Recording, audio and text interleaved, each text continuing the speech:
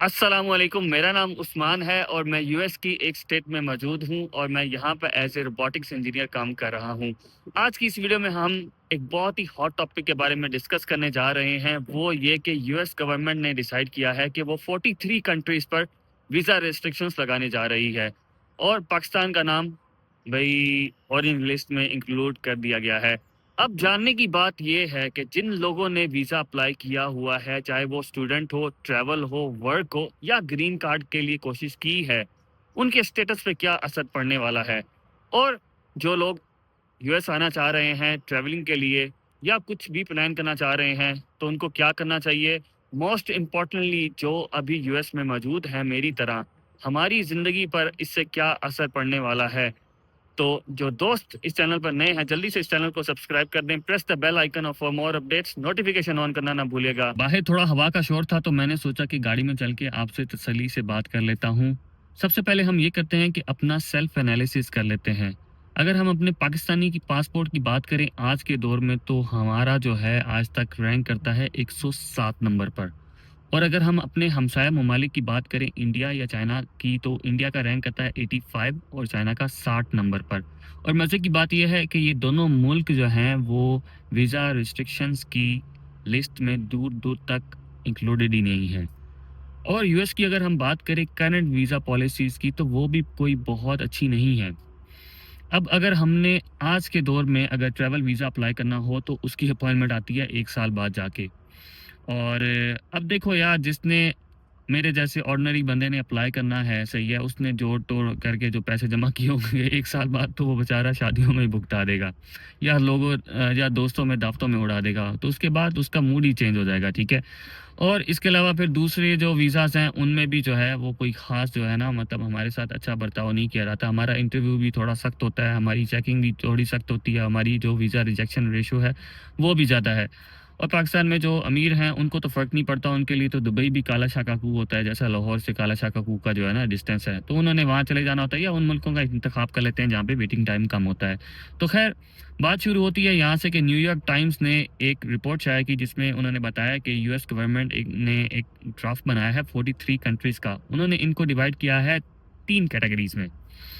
और पहली कैटेगरी है जी रेड कैटेगरी।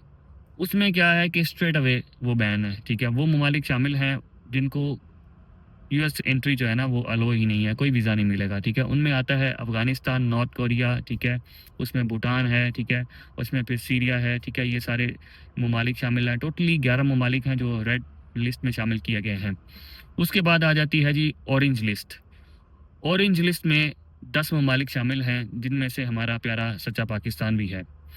और अब ऑरेंज लिस्ट में शामिल होने का मतलब ये है कि अब हमारे ऊपर सख्तियाँ आने वाली हैं। हमारे जो ट्रैवल वीज़ा हैं, उनकी रिस्ट्रिक्शंस बढ़ेंगी। हो सकता है ट्रैवल वीज़ा को बैन कर दिया जाए, या जो अभी हमें 5 साल का वो देते थे और दूसरों को वो देते थे 10-10 साल का, ठीक है? हमें वो भी 5 साल का मिलता था आधा। अब वो भी जो है वो कम कर दिया जाएगा, सुनने में आ रहा है, या फिर जो है वो कर देंगे, सही है, जितना आपका ट्रैवल प्लान होगा उस हिसाब से आपको मिल जाएगा। और मज़ीद डॉक्यूमेंटेशन जो है उस पे सख्ती आएगी। बैकग्राउंड चेक्स जो हैं वो आपके बढ़ेंगे, सही है, वो कंप्लीटली चेक किया जाएगा।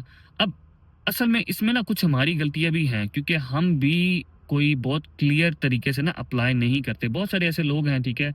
और जैसा कि मैं फॉर एग्ज़ाम्पल एक मिसाल के तौर पे कह लेता हूँ कि एक पाकिस्तानी है, उसकी वो डुअल नेशनल है, ठीक है? वो लेट्स सपोज़ अफ्रीका के किसी मुल्क की उसके पास नेशनैलिटी है।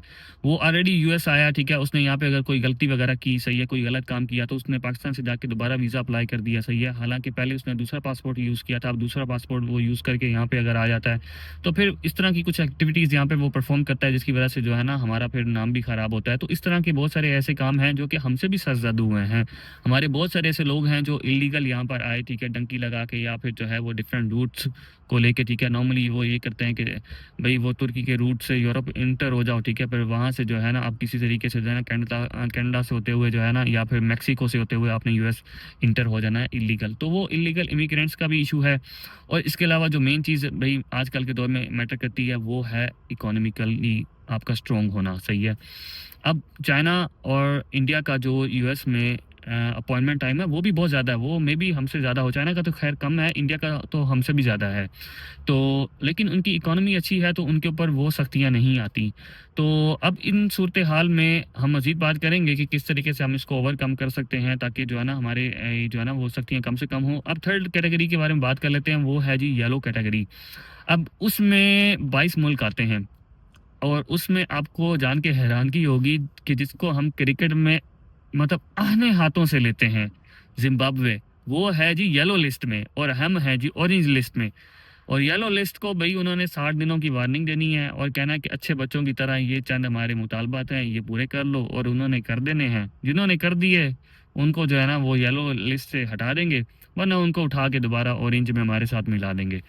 तो ये चीज़ें होंगी। अब इन चीज़ों को जो है ओवरकम कैसे किया जा सकता है, वो हमारी गवर्नमेंट है, उनके ऑफिशियल्स हैं, अगर वो कोशिश करें, ठीक है, हमारे जो यहाँ पे कॉन्सुलेट्स में ऑफिसर्स हैं, ठीक है, और इसके अलावा फिर जो हमारे फॉरेन मिनिस्टर्स हैं वो उनके साथ काम करें तो काफ़ी चीज़ें बेहतर भी की जा सकती हैं। तो खैर, अब इन चीज़ों से हमारी ज़िंदगी पे क्या इम्पैक्ट होगा भाई? जिन लोगों ने ऑलरेडी अप्लाई किया हुआ है उनके लिए खतरे की घंटी बजनी नहीं है, बज चुकी है। अब हो सकता है कि बहुत से लोगों का ट्रैवल वीज़ा जो है वो रिजेक्ट कर दिया जाए, या एप्लीकेशन रिवोक कर दी जाए और कहा जाए कि हमें ये डॉक्यूमेंट्स चाहिए, ये डॉक्यूमेंट्स आप ले आओ। और हो सकता है कि उनको जो है वो वीज़ा मिले, लेकिन लिमिटेड ड्यूरेशन के लिए। और इसके अलावा ये है कि जो लोग अप्लाई करना चाह रहे हैं उनके लिए मेरी सजेशन ये है कि आप थोड़ा-सा आप होल्ड करें, सही है? अभी क्योंकि पॉलिसीज़ जो हैं वो अनसर्टेन है। अभी जो मार्केट में जो मतलब सरगोशियाँ हो रही हैं, या हो सकता है कि हालात बेहतर हो जाएँ, ठीक है? ये सिर्फ़ डराने वाली बातें हों, ठीक है? और बाद में वीज़ा पॉलिसीज़ जो हैं उसको रिलैक्स कर दिया जाए। तो थोड़ा-सा आप वेट कर लें 1-2 महीने। और जिनके पास ऑलरेडी वीज़ा है और वो यूएस आ रहे हैं, तो उनके लिए भी कुछ मसला हो सकता है। जैसे कि ट्रैवल वीज़ा वालों के लिए वो ये होगा, वो डायरेक्ट पूछेंगे कि आप यूएस कहाँ जाएँगे, ठीक है? अब डिटेल से वो मालूमात करने के बाद वो मे बी आपको सिक्योरिटी चेक के लिए अलग से जो है ना सिक्योरिटी रूम में ले जाएँ, ठीक है? 5-5, 6-6, 10-10, 12-12 घंटे आपसे इन्वेस्टिगेशन करें, और फिर आपके पासपोर्ट पे स्टैंप लगा के कहें भई आप 10 दिन यहाँ पे रह सकते हैं, उसके बाद आपने एग्ज़िट कर देना है, ठीक है? वो पासपोर्ट के ऊपर स्टैंप लगा के ना टाइम भी मेंशन कर देते होते हैं। तो ये सूरत हाल हो सकती है। और जो अब ऑलरेडी यूएस में मौजूद हैं मेरी तरह, सही है। अब देखो भई, हमारी ज़िंदगी पे डायरेक्टली तो इम्पैक्ट नहीं पड़ने वाला, अगर हमने सबने लीगली यहाँ पे जो है ना अपना स्टे रखा है। जिन का स्टे यहाँ पे इलीगल है उनको तो डायरेक्ट इम्पैक्ट पड़ेगा, और पड़ रहा है। बहुत सारे जो इलीगल हैं उनको उन्होंने ऑलरेडी डिपोर्ट करना शुरू कर दिया है, काफ़ी लोगों को उन्होंने अरेस्ट किया है। लेकिन इसका मतलब ये नहीं है कि जो यहाँ पर लीगली स्टे कर रहे हैं उनके लिए मसला नहीं होगा, क्योंकि हमें यहाँ पे बाहर हाल अपना जो है वो वीज़ा रिन्यू भी करवाना होता है। स्टेटस अपना अगर चेंज करवाना होगा हमारे लिए, उसमें भी मसाइल वगैरह होंगे, और मज़ीद जो है वो सख्तियाँ हो सकती हैं। वीडियो के आखिर में मैं एक बात करना चाहूँगा कि अक्लमंद इंसान वही है जो अपनी सारी गेंदें एक ही टोकरी में ना रखे।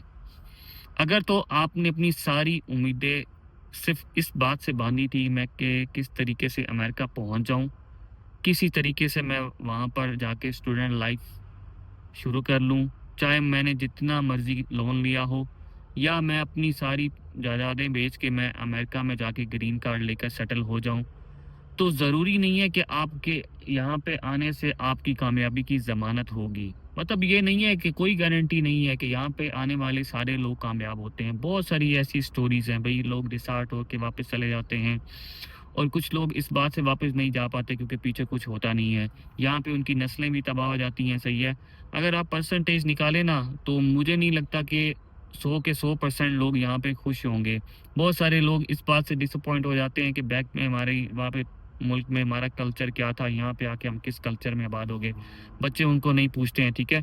तो खैर, अपनी सारी उम्मीदें जो हैं वो एक चीज़ से आपने नहीं बांधनी, और अपने आप को जो है हर माहौल के हिसाब से फ्लेक्सिबल रखना है। कोई भी हालात ज़िंदगी में आ जाते हैं तो कोई बात नहीं, ठीक है, दोबारा अपनी उम्मीदें इकट्ठी करेंगे, दोबारा हौसला बुलंद करेंगे, और फिर से एक नई ज़िंदगी शुरू करेंगे, चाहे वो पाकिस्तान में हो या जहाँ इंग्लिस्तान में हो। उम्मीद है आज की वीडियो से आप लोगों को कुछ फ़ायदा हुआ होगा। तो अब मैं निकलता हूँ, लेकिन आपने चैनल को सब्सक्राइब के बगैर नहीं जाना। मिलते हैं नेक्स्ट वीडियो में, इस उम्मीद के साथ कि आप अपना और अपने इर्द गिर्द लोगों का बहुत ख्याल रखेंगे। अपने इस चैनल को इसी तरह सपोर्ट करते रहें। कनेक्ट उस्मान।